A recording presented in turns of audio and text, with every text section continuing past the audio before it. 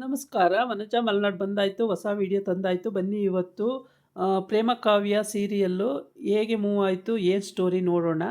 ಮತ್ತು ಪ್ರೇಮ ಕಾವ್ಯದಲ್ಲಿ ಪ್ರೇಮ ಆ, ಹೆಂಗೋ ಅವರು ಸಾಮಾನು ತಂದ್ಕೊಂಡು ಅಡುಗೆ ಮಾಡಿಕೊಂಡು ಊಟ ಮಾಡ್ಕೊಂಡು ಇರ್ತಾರೆ. ಆದರೆ ಅವ್ರ ಅಮ್ಮ ಹೋಗ್ಬಿಟ್ಟು, ಏನು ನಾವು ಸತ್ತಿದ್ದೀವೇನೆ, ನಮ್ಮ ಮನೆಗೆ ಹೇಳ್ಬಾರ್ದ ಪ್ರೇಮ ಈ ಥರ ಆಗಿದೆ ಅಂತೇಳಿ, ನಾವೆಲ್ಲ ಅಪ್ಪ ಅಮ್ಮ ಇಲ್ವಾ ನಿನಗೆ, ನೀನು ಯಾಕೆ ಹೀಗೆಲ್ಲ ಬಂದು ಇಲ್ಲಿದೆಯಾ, ಇಂಥ ಮನೆಯಲ್ಲಿದೆಯಾ ಅಂತ ಹೇಳ್ಬಿಟ್ಟು ಅವರಮ್ಮ ಹೇಳ್ತಾಳೆ. ಆವಾಗ ಅವಳಿಗೆ ಇಲ್ಲಮ್ಮ, ಯಾಕೆ ಅಪ್ಪಂಗೆ ಇಷ್ಟ ಇಲ್ಲಲ್ಲ ಅದಕ್ಕೆ ಬೇಡ ಅಂತೇಳಿ ಅಂತ. ಅಪ್ಪಗೆ ಇಷ್ಟ ಇಲ್ಲ ಅಂತೇಳ್ಬಿಟ್ಟು ಹಿಂಗಿರ್ತಾರ ಯಾರಾದರೂ ಅಂತ ಹೇಳ್ತಾಳೆ. ಈ ಕಡೆ ಬಂದು ಕಾವ್ಯನಿಗೆ ಲೆಕ್ಚರರು ಕೈ ಮುಟ್ತಾ ಅಂತ ಹೇಳ್ಬಿಟ್ಟು ಬಂದು ಏನಪ್ಪ ಮನುಷ್ಯ ಮ್ಯಾನೇಸೇ ಇಲ್ಲ, ಕೈ ಮುಟ್ಟುತ್ತಾನೆ, ಅವ್ನು ಸರಿ ಇಲ್ಲ ಲೆಕ್ಚರರು ಅಂತ ಹೇಳಿದಾಗ ಸೆಕ್ಯೂರಿಟಿ ತಾತಗೆ ಸಿಟ್ಟು ಬಂದ್ಬಿಡುತ್ತೆ. ಯಾರವನು ಅಂತ ಹೇಳ್ಬಿಟ್ಟು ಅವನಿಗೆ ಕಲಿಸ್ತಾರೆ, ಅವನಿಗೆ ಕೈ ಹೋಗುತ್ತೆ, ನಾಳೆ ದೇವರು ಶಾಪ ಹಾಕ್ತಾನೆ ಅಂತ ಹೇಳ್ತಾನೆ. ಈ ಕಡೆ ಬಂದು ಪ್ರೇಮನಮ್ಮ ಬಂದು ಗೋಳಾಡ್ತಾಳೆ. ಹಿಂಗೆ ಪ್ರೇಮ ನೀನು ನಮ್ಮನ್ನೆಲ್ಲ ಮರ್ತು ಬಿಟ್ಟು ಈ ಥರ ಕೂತ್ಬಿಟ್ಟಿದೆಯಲ್ಲ, ನಿನಗೇನು ಬುದ್ಧಿ ಇಲ್ವಾ, ನೀನು ಬರಬಾರ್ದ ನಮ್ಮ ಮನೆಗೆ, ಗಂಡನ ಕರ್ಕೊಂಡು ಅಳಿಯಂದಿರೆ ಬನ್ನಿ ಮನೆಗೆ ಹೋಗೋಣ ಅಂತ ಕರೀತಾಳೆ. ಅದಕ್ಕೆ ಇಲ್ಲ ಅತ್ತೆ, ನಾವು ಇಲ್ಲಿದ್ದೀವಿ ಆರಾಮಾಗಿ, ನೀವು ಹೋಗಿ, ಮಾವಂಗ ಬೆಲ್ಲ ಇಷ್ಟ ಆಗಲ್ಲ ಹೋಗಿ ಅಂತ ಹೇಳ್ತಾನೆ. ಆದರೆ ಅವಳು ಕೇಳೋದೇ ಇಲ್ಲ. ಇಲ್ಲ ಬನ್ನಿ ಅಂತೇಳಿ ಅಳಿಯನ ಕಾಲಿಟ್ಕೊಳಕ್ಕೆ ಹೋಯ್ತಾಳೆ. ಅತ್ತೆ ಏನತ್ತೆ ನೀವು ಹಿಂಗೆಲ್ಲ ಮಾಡ್ತೀರಾ, ಬೇಡ ಬೇಡ ಅಂತ ಹೇಳ್ಬಿಟ್ಟು ಬರ್ತೀವಿ ಬಿಡಿ ಅಂತೇಳಿ ಅವನೇನೆ ರಾಮನೇ ಡಿಸಿಷನ್ ತಗೊಂಡು ಪ್ರೇಮನ್ನು ಕರ್ಕೊಂಡು ಆಯಿತು ಬರ್ತೀವಿ ಅತ್ತೆ ಅಂತೇಳಿ ಜೊತೆಗೆ ಕರ್ಕೊಂಡು ಹೋಗೋಕ್ಕೆ ರೆಡಿ ಆಗ್ತಾರೆ. ಆಮೇಲೆ ಬಟ್ಟೆ ಎಲ್ಲ ಪ್ಯಾಕ್ ಮಾಡ್ಕೊಳ್ಳಿ ಇಬ್ಬರೂ, ಬನ್ನಿ ನನ್ನ ಜೊತೆ ಅಂತ. ಅಪ್ಪಗೆ ಹೇಳಿದೀಯ ಅಮ್ಮ ಅಂತ ಪ್ರೇಮ ಕೇಳ್ತಾಳೆ. ಇಲ್ಲ ಹೇಳಿಲ್ಲ, ಅಪ್ಪಂಗೆ ಹೇಳಿಲ್ಲ, ನನಗೆ ಗೊತ್ತಾಯಿತು, ನಾನು ಬಂದೆ ಅಂತ ಹೇಳ್ತಾಳೆ. ಅಪ್ಪ ಒಪ್ಪಲ್ಲಮ್ಮ ಅಂದಾಗ, ಏನಾಗಲ್ಲ ಬಾ ನಾನು ಹೇಳ್ತೀನಿ ಅಂತೇಳಿ ಜೊತೆ 3 ಜನನೂ ಹೋಗ್ತಾರೆ. ಹೋಗಿ ಬಾಗಿಲಲ್ಲಿ ನಿಂತಿದ್ದಾಗ ಈ ಕಡೆ ಬಂದು ಪ್ರೇಮ ಆಸೆ ಕಣ್ಣಿನಿಂದ ಮನೆ ಬಾಗಿಲು ಹತ್ತುತ್ತಾ ಇರ್ತಾಳೆ. ಆವಾಗ ಹತ್ಕೊಂಡು ಆ ಕಡೆ ಈ ಕಡೆ ಅಪ್ಪ ಎಲ್ಲಿದ್ದಾರೆ ಅಂತ ಹುಡುಕ್ತಾ ಇರ್ತಾಳೆ. ಅಪ್ಪ ರೂಮಿಂದ ಬಂದು ಅವರಮ್ಮ ಆರತಿ ತೊಗೊಂಬರ್ತೀನಿ ಇರಿ ಇಲ್ಲೇ ನಿಂತಿರಿ ಅಂತ ಹೇಳಿ ಹೋಗ್ತಾಳೆ.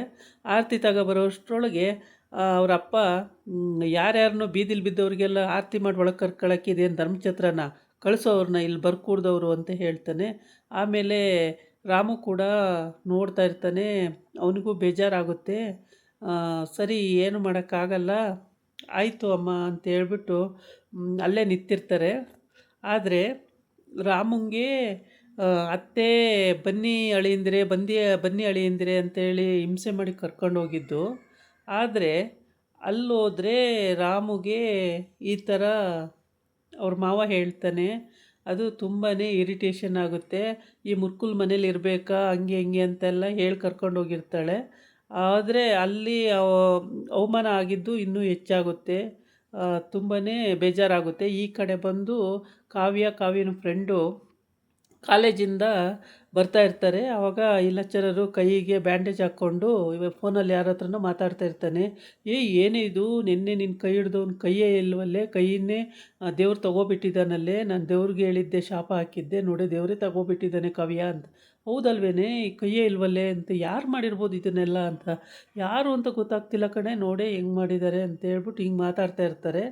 ಈ ಕಡೆ ಈ ತಾತಪ್ಪನ ವೇಷ ಹಾಕ್ಕೊಂಡಿರೋ ಅಂತ ಕಾವ್ಯನ ಗಂಡ, ನೋಡಿ ಮೇಡಮರೇ ನಿಮ್ಮ ಕೈ ಮುಟ್ಟಿದಾನಲ್ವ, ಅವ್ನ ಕೈಯನ್ನೇ ಕಟ್ ಮಾಡಿಬಿಡ್ತೀನಿ, ಹಂಗೆ ಮಾಡ್ತೀನಿ, ಕಟ್ಟಾಗುತ್ತೆ, ದೇವ್ರ ಶಾಪ ಹಾಕುತ್ತೆ, ಹಾಗಾಗುತ್ತೆ ಹೀಗಾಗುತ್ತೆ ಅಂತ ಕತೆ ಕಟ್ಟಿ ಹೇಳಿರ್ತಾನೆ. ಹೋಗ್ಬಿಟ್ಟು ಇವನೇನೆ ರೂಮಿಗೆ ಕುಡ್ಕೊಂಡು ಚೆನ್ನಾಗಿ ತದಕಿ ಅವ್ನ ಕೈ ಮುರಿದು ಹಾಕಿರ್ತಾನೆ. ಈ ಕಡೆ ಬಂದು ಆರತಿ ತಗೊಬರ್ತೀನಿ ಅಂತ ಹೇಳಿಬಿಟ್ಟು ಹೋಗ್ತಾಳ. ಅವರಪ್ಪ ಅಲ್ಲಿ ಬಿಡೋದಿಲ್ವಾ ತಗೊಂಬರೋಕ್ಕೆ. ತುಂಬಾ ಬೇಜಾರಾಗುತ್ತೆ. ಇಬ್ಬರು ನಿಂತ್ಕೊಂಡು ನೋಡ್ತಾ ಇರ್ತಾರೆ ಸೂಟ್ ಕೇಸೆಲ್ಲ ಇಟ್ಕೊಂಡು. ಪಾಪ ಪ್ರೇಮಂಗೆ ಭಾಳ ಕಷ್ಟನೇ.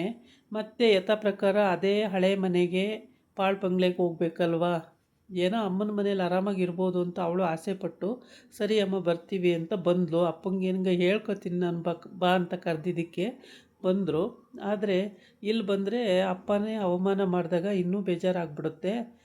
ಸರಿ ಅಪ್ಪ ಆಯಿತು ಅಂತ ಹೇಳ್ಬಿಟ್ಟು ಅಪ್ಪ ಹಿಂಗೆ ಅಂತವ್ರೆ ರಾಮು ಏನು ಮಾಡೋದು ಅಂತ ಅವಳು ಮುಖ ನೋಡ್ಕೊಳ್ತಾರೆ.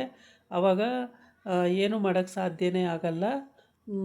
ಸುಮ್ಮನೆ ನಿಂತಿರ್ತಾರೆ. ಆರತಿ ಬರಲ್ಲ, ಆರತಿ ಬೆಳಗಲ್ಲ, ಒಳಗೆ ಕರ್ಕೊಳ್ಳಲ್ಲ, ಬಾಗಿಲಲ್ಲೇ ನಿಂತಿರ್ತಾರೆ.